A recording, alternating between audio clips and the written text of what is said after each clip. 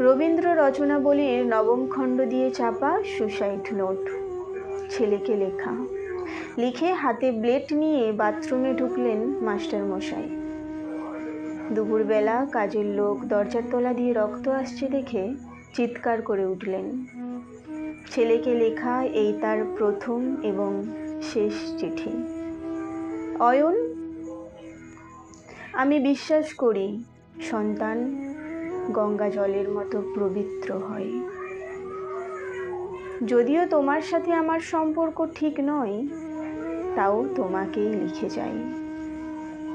গত 2 বছরে তোমার মায়ের চিকিৎসা বাবদ আমার যথাসামান্য সম্পদ আপাতত নিঃশেষিত।